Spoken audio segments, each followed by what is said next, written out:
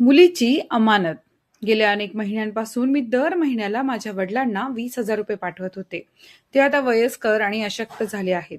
त्यांना औषधांची गरज आहे आणि त्यांची काळजी घेण्यासाठी सावत्र आई आहे. म्हणून मला वाटायचं की पैसे पाठवले तर ते सुरक्षित आणि सुखात राहतील. पण एक गोष्ट मला नेहमी खटकायची.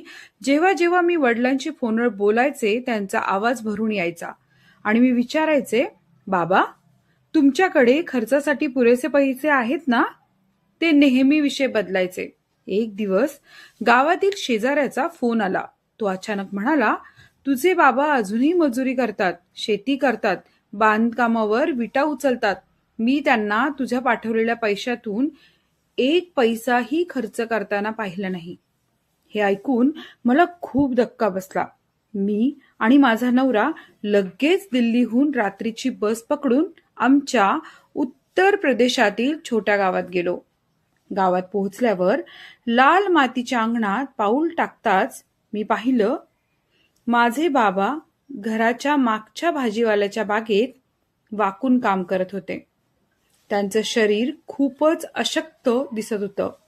ते दृश्य पाहून मला राग आला.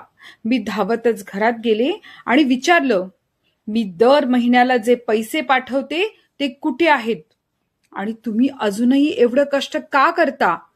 माझी सावत्र आई मीना घाबरली. तिचा चेहरा पांढरा पडला.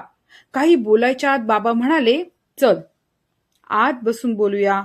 पण मी नकार दिला. तेवढ्यात मीना रडू लागली.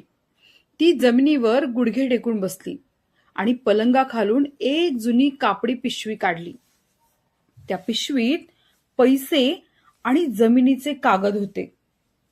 ती पिशवी उघडली आणि आणि थक्क झाले. आत 500-500च्या नोटांच्या गड्ड्या नीट बांधलेल्या होत्या. इतके पैसे पाहून माझे हात थरथरू लागले. एका कोपऱ्यात जमिनीचे कागद होते, बाबांच्या नावावर. मी रागानं विचारलं, हे सगळं काय आहे? मी समजत होते तुम्हाला पैशांची गरज आहे म्हणून पाठवत होते आणि इथे तर लाखो रुपये साठवलेत. मीना रडत होती. बाबा शांत उभे होते. त्यांच्या डोळ्यात पाणी होतं. मी पुन्हा विचारलं, बाबा, मग तुम्ही एवढी मजुरी का करता? स्वतःला एवढं का त्रास देता? बाबांनी हळू आवाजात सांगितलं, बेटा, हा सगळा पैसा तुझाच आहे. तू पाठवलेला एकही रुपया मी खर्च केला नाही. मी आणि मीना दोघांनी तो जपून ठेवला. मला वाटलं उद्या तुझ्या आयुष्यात काही अडचण आली, मुलांच्या शिक्षणासाठी किंवा घरासाठी गरज पडली तर हा पैसा तुझ्या कामी यावा. बाप म्हणून हे माझं कर्तव्य आहे. हे ऐकून मी निशब्द झाले. मी विचारलं, पण मग तुम्ही इतकी कष्टाची कामं का केलीत? बाबा म्हणाले, जर मी तुझ्या पैशावर जगलो तर तुला वाटेल मी तुझ्यावर अवलंबून आहे. मला तुझ्यावर ओझं व्हायचं नव्हतं. मी गरीब असलो तरी स्वतःच्या कष्टावर जगणं मला जमतं. तुझे पैसे माझ्यासाठी नाहीत, ती तुझी अमानत आहे. माझ्या डोळ्यातनं अश्रू वाहू लागले. मीना म्हणाली, मी त्यांना खूपदा सांगितलं काम सोडा, पण ते म्हणायचे, मुलीच्या कमाईचा प्रत्येक रुपया तिच्यासाठीच आहे. माझा राग लाजेत बदलला. मी बाबांच्या पायावर पडले. बाबा, मी तुमच्यावर संशय घेतला, मला माफ करा. बाबांनी माझ्या डोक्यावर हात ठेवला आणि म्हणाले, बाळा, तू लहान होतीस तेव्हा तुझ्या आईनंतर मी दुसरं लग्न केलं, फक्त तुला आईचं प्रेम मिळावं म्हणून. आयुष्यभर तुझ्यासाठीच मेहनत केली.